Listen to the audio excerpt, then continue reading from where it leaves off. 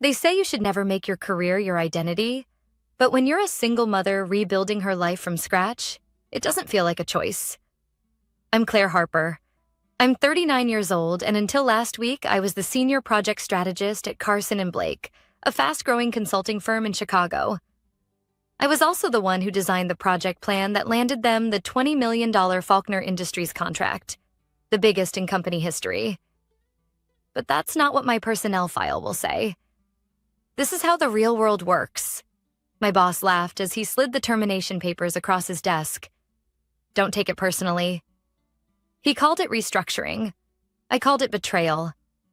The moment felt surreal. His office smelled of stale coffee and expensive cologne, and the air conditioner hummed too loudly for a February morning. I stared at the documents in front of me, my ears buzzing. After 5 years of building the firm's most complex strategies, after working late nights and missing recitals and holidays with my daughter Ellie, I was being dismissed like a disposable assistant, effective immediately. "I'm sorry, Claire," he said with a shrug, not looking sorry at all. "But we need fresh voices, new energy. You know how this goes." No, I didn't. Not like this. Not after what I'd given them. "Just breathe," I told myself, holding my chin high. I didn't want him to see the tremble in my hands. I wouldn't give him that. "Thank you for the opportunity," I said quietly, standing to leave. He looked surprised by my calmness. I suspect he expected tears, outrage, maybe even begging. But when you've rebuilt your life from nothing once, you learn how to walk away with your dignity, even when it feels like your lungs are collapsing. I didn't ask why he hadn't mentioned my project in the meeting. I didn't need to. 2 weeks earlier, I had finished the Faulkner proposal, the most complicated, high-stakes pitch we'd ever attempted. I'd spent 3 months on it, building the strategy, crunching the data, aligning it to their growth forecasts. It had taken every ounce of my skill. The day before the presentation, I'd found the final version on his desk. My name was nowhere on it. "Don't worry, Claire," he'd said then, waving it off like an afterthought. "This is just how these things work. You'll get credit internally." I didn't push back. I should have. Now I was being walked out of the office by a woman from HR I barely knew, my cardboard box in hand, my email disabled, my keycard deactivated before I even reached the elevator. In the parking garage, I sat in my car for nearly an hour, gripping the steering wheel, my heart pounding in my throat. I wasn't just angry. I was gutted.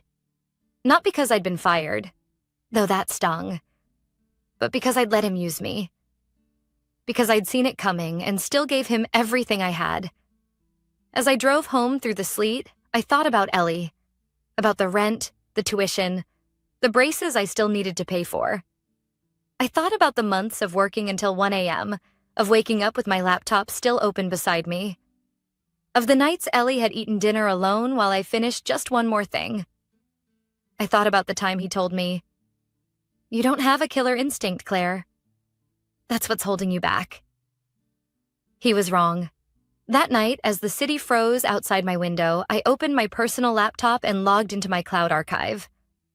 I'd saved every version of the Faulkner proposal, every edit, every note, including the original concept sketch with my name and timestamp. I hadn't meant to be strategic. I just believe in backing up my work. What I didn't know then, what he didn't know, is that the head of Faulkner Industries, Sophia Lynn, was a former client of mine. We'd worked together 6 years ago when she was still running her startup. She'd once told me, "If you ever need a real opportunity, call me." The people who build things deserve more than the people who sell them. I never called. But maybe it was time. As I stared at my inbox, her name sat at the top of my contacts like a forgotten promise. I clicked compose. Subject: The real author of your proposal, Sophia. I hope this finds you well. You may not remember me, but we worked together during your early funding round. I'm writing because I recently left Carson & Blake. And there's something you need to know about the Faulkner proposal. My fingers hovered over send. What I didn't realize then was that this single email would set off a chain of events that would unravel the very company that thought they could erase me, and that by the end of the week I'd be sitting in the executive chair across from my former boss, not as an employee, but as his client. By the time I hit send, my hands were trembling. It wasn't fear. It was adrenaline. The kind that comes from finally standing up after being knocked down too many times. I didn't know if Sophia would even read the email, let alone respond. But at least I had spoken. At least I hadn't just disappeared quietly, like they expected me to. That night, I lay awake staring at the ceiling, the silence of my apartment broken only by the sound of Ellie breathing softly in the next room. She'd fallen asleep on the couch waiting for me to come out of my room. I hadn't told her what happened yet. I didn't want to scare her, not until I knew what came next. At 7:02 the next morning, my phone buzzed. Sophia Lynn, Claire. Of course I remember you. I still use the growth model you built for our Series B funding round. Thank you for reaching out. Let's talk. I have some questions and an opportunity I think you'll want to hear about. Sophia. I sat up so fast I nearly spilled my coffee. Sophia Lynn wasn't just the CEO of Faulkner Industries now. She was a rising star in the tech world, known for being sharp, ethical, and unafraid to shake things up. If she wanted to talk, this wasn't just a courtesy reply. I called her that afternoon. Her assistant put me through immediately. Claire? Sophia said, her voice calm but clipped. I've reviewed the documents you sent. There was a pause, long enough for me to brace for impact. And I'm livid. I thought you should know the proposal wasn't authored by the person who presented it to you, I said, trying to keep my voice steady. That was my work. Of course it was, she said. I knew the moment I saw the wording. It had your fingerprints all over it. She asked questions, sharp, detailed ones, about the research, the data modeling, even the way I'd structured the risk mitigation plan. I answered them easily.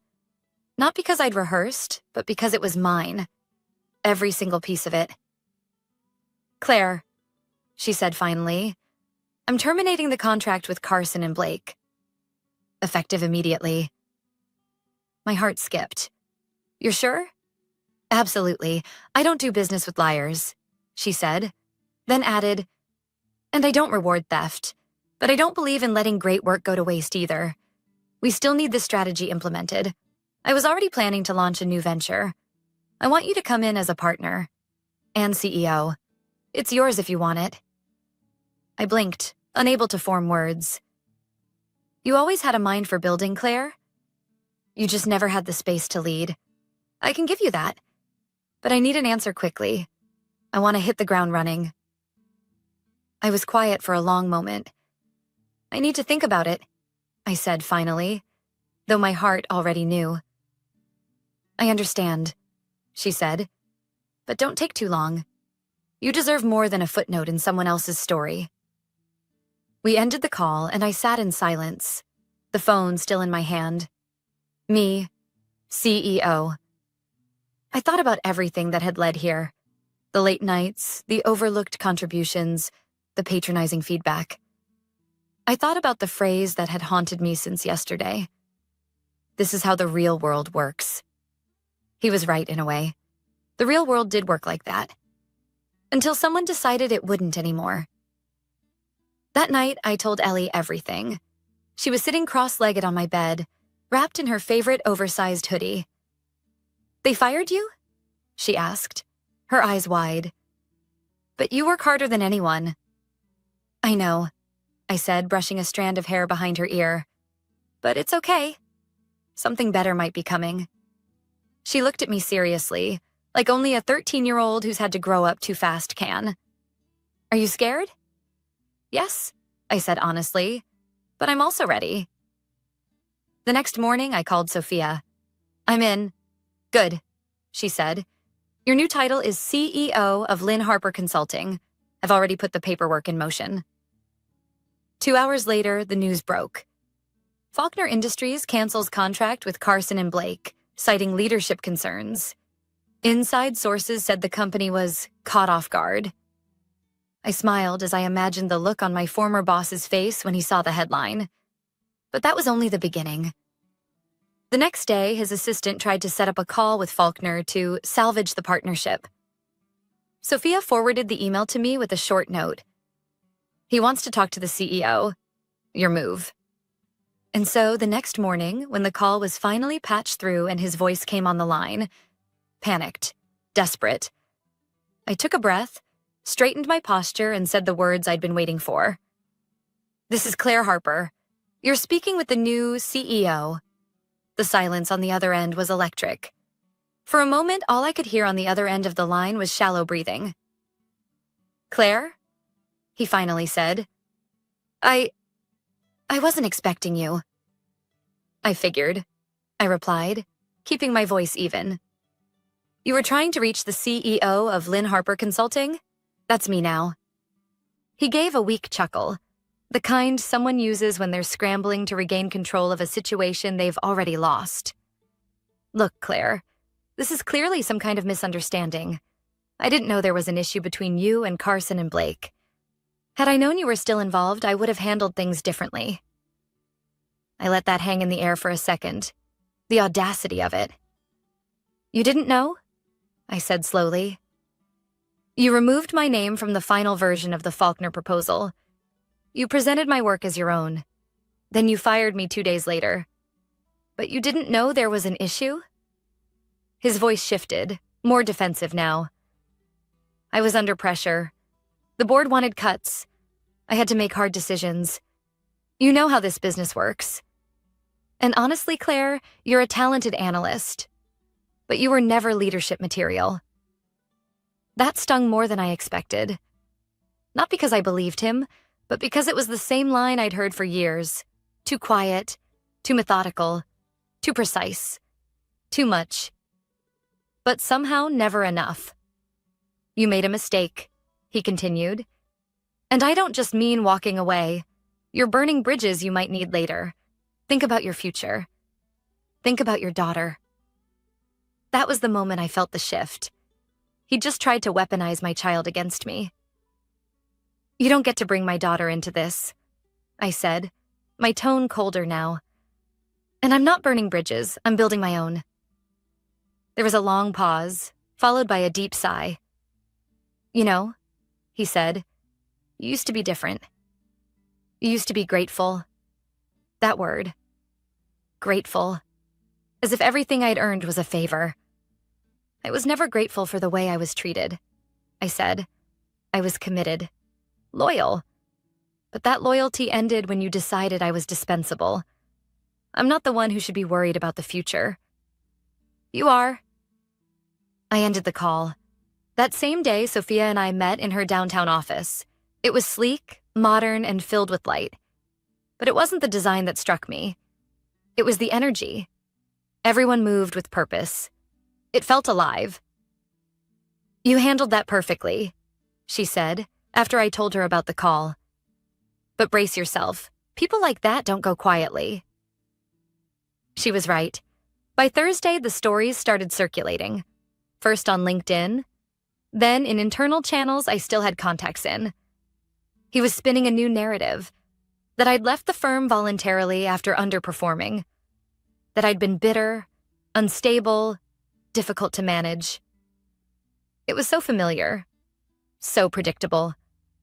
I spent the rest of the afternoon going through my records, emails, project logs, performance reviews. For 5 years, I'd documented everything. Not because I expected to need it, but because I was the kind of person who always kept the receipts. That night, I received a message from Julia, a former colleague. Claire, I don't know if you've seen what's being said, but I want you to know I've got your back. We all know the truth. And if you ever need a witness, I'm in. She wasn't the only one. Over the next 2 days, I got more than a dozen calls and messages from former coworkers, all sharing similar experiences. Credit taken, promotions denied, voices ignored. Many of them had been too afraid to speak up. Some were still there, quietly surviving. You were the first to walk away, Julia said. But now that you have, some of us are ready to follow.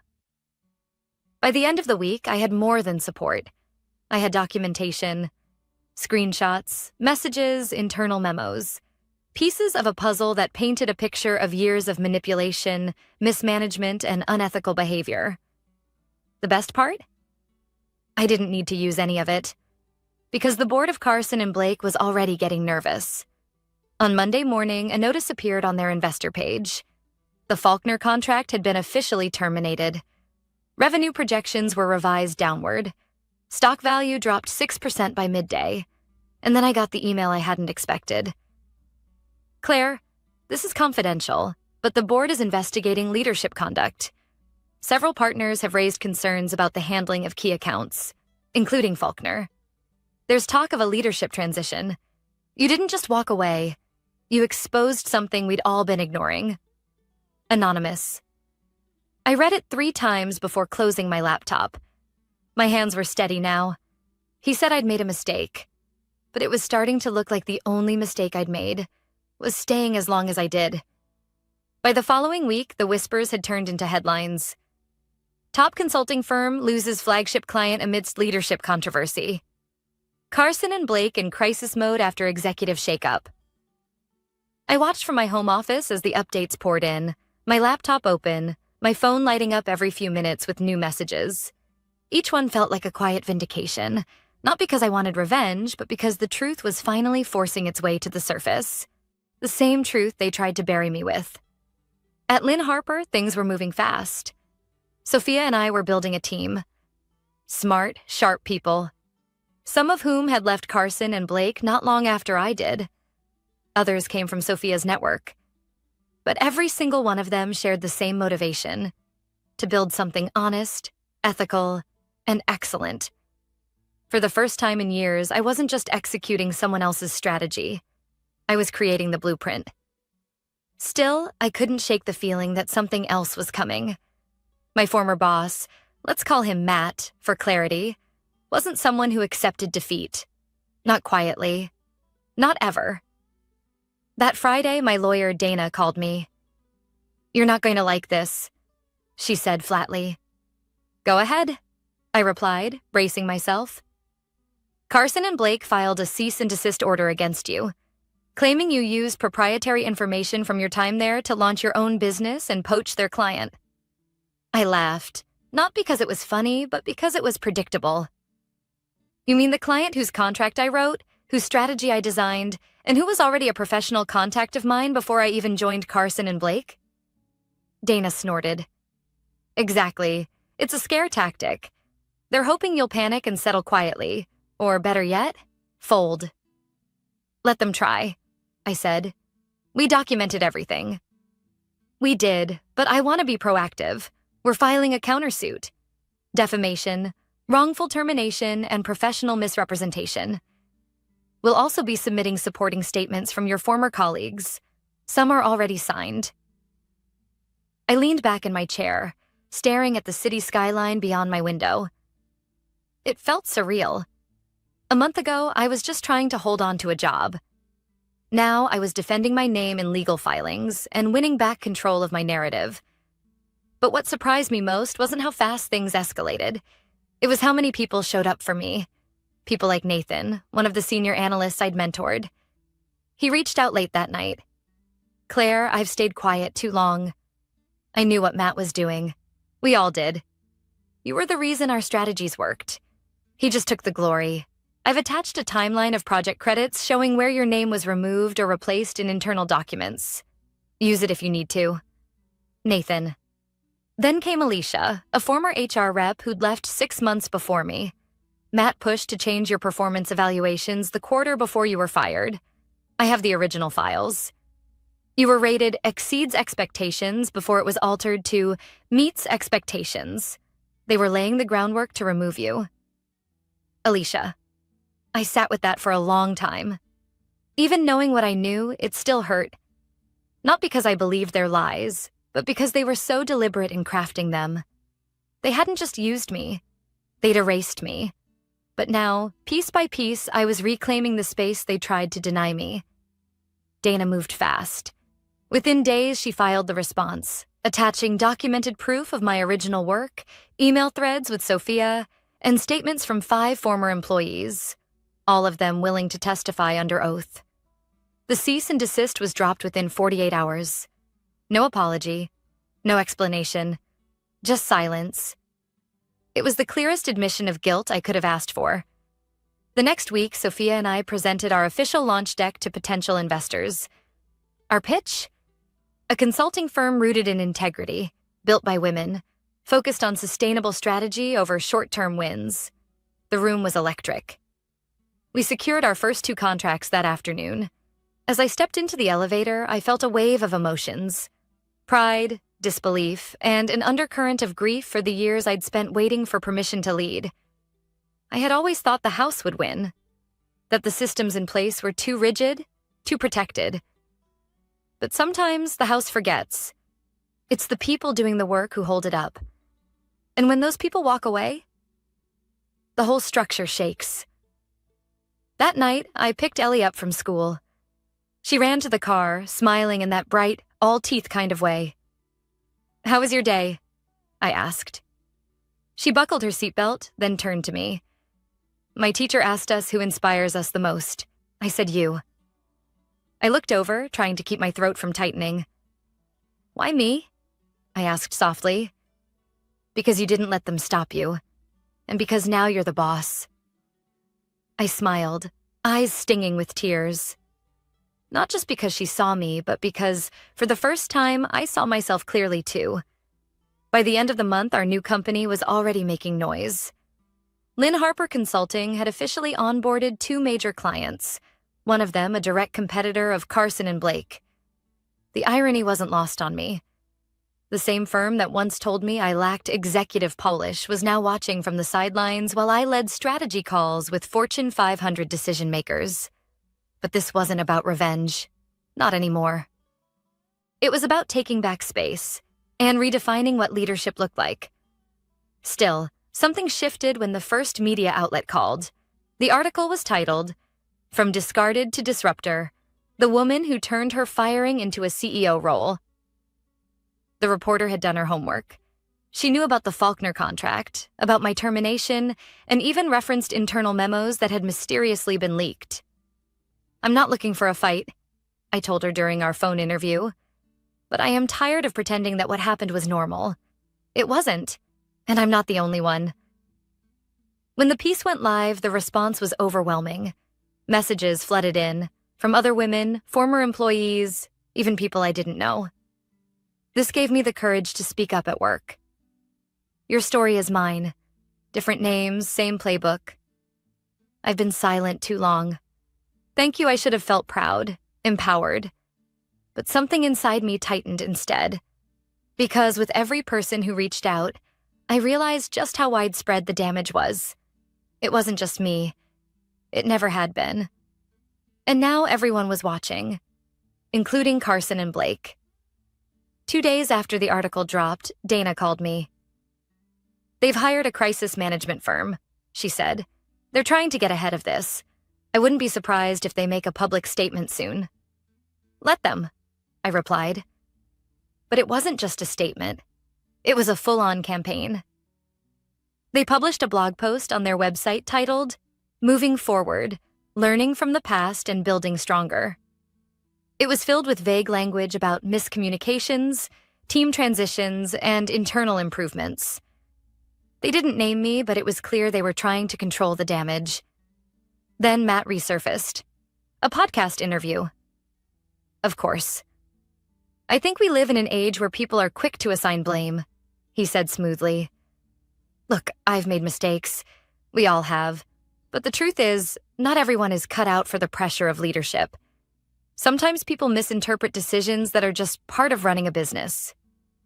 It was so perfectly rehearsed, I almost laughed. But what came next surprised even me. That night, I received a message request from someone I hadn't spoken to in over 10 years. Nina Rhodes, former senior partner, co-founder of Carson and Blake. She had retired quietly before I was ever promoted to senior strategist, but her name still carried weight in the industry. Her message was short.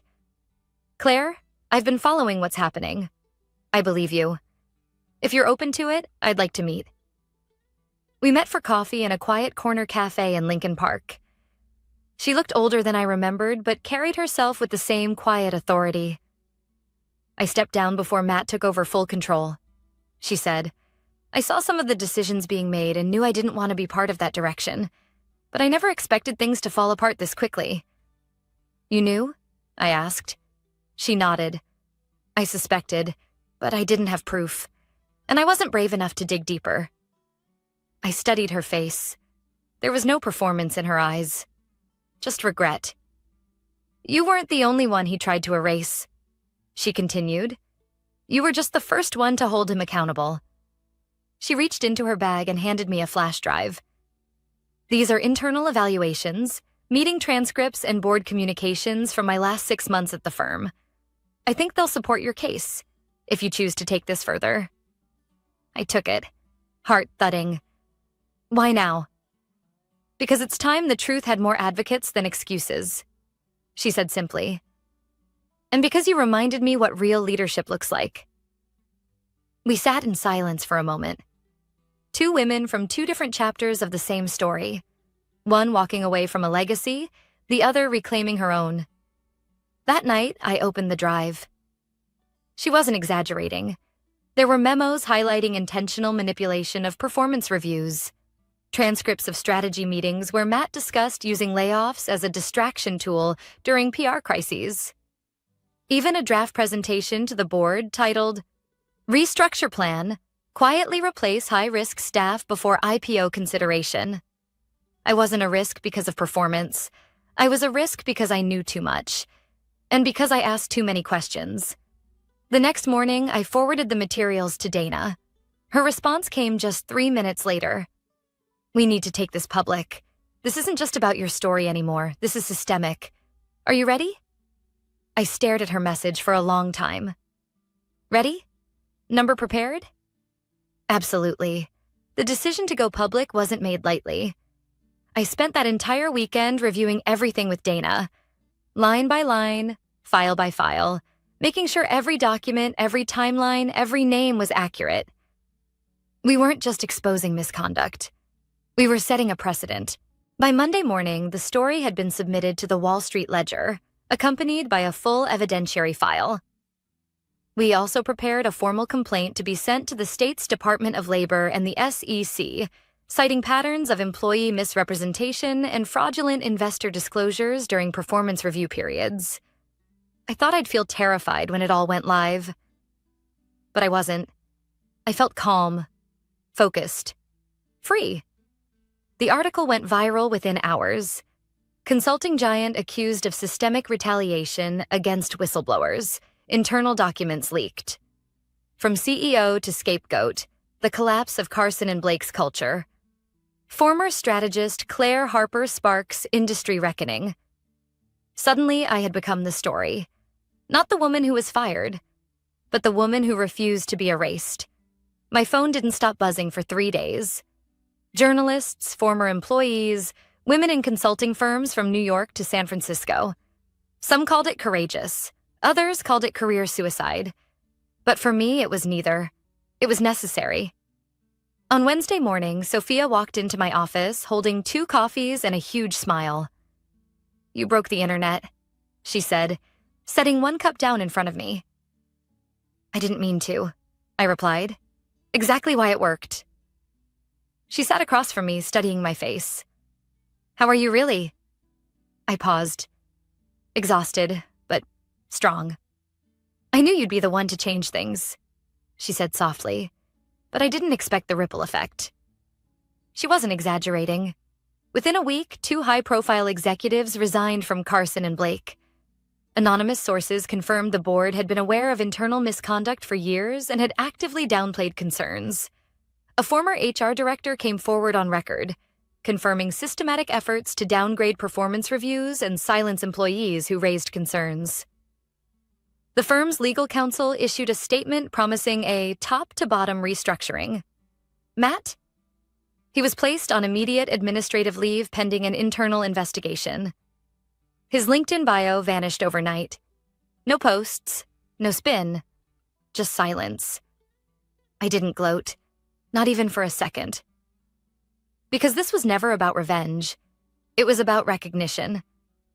Recognition for the hundreds of employees like me, quiet builders, invisible architects, the ones who make things work behind the scenes and are then dismissed without a second thought. It was about rewriting the ending. For ourselves. For each other. Ellie and I sat on the porch that Friday evening. The air was warm for spring, and the sky was painted with streaks of orange and purple. "Mom," she said, looking up from her phone, "you're on TV again." I chuckled. "I know. Getting tired of seeing my face?" "No," she said, leaning against my shoulder. "I think it's cool. You didn't let them treat you like you didn't matter." I kissed the top of her head, feeling the weight of what that meant. Not just for me, but for what she now believed was possible in her own life. Later that night, I sat at my desk, looking over an invitation from a university in Boston. They wanted me to speak at their annual Women in Leadership Summit. The title they'd assigned? How to be the architect of your own power. I accepted, not because I wanted the spotlight, but because someone needed to say it out loud. The way things have always been isn't the way they have to stay. The following month, Carson and Blake formally settled the case. A confidential financial resolution, public apology, and the resignation of 3 additional partners. More than money, the settlement required them to implement new employee protections, an independent ethics board, and quarterly transparency reports. It wouldn't fix everything. But it was a start. As part of the agreement, I declined a non-disclosure clause. If they thought they could buy my silence, they hadn't been paying attention. I stayed on as CEO of Lynn Harper, guiding the firm into its second year with a new client portfolio, a reputation for integrity, and a waiting list of applicants wanting to join. But more importantly, I stayed visible. Because stories like mine only matter when they're told, when they remind others that their experiences aren't isolated, that silence isn't the price we pay for survival, that we get to decide when our story ends. And for me, this wasn't the end at all. It was the beginning.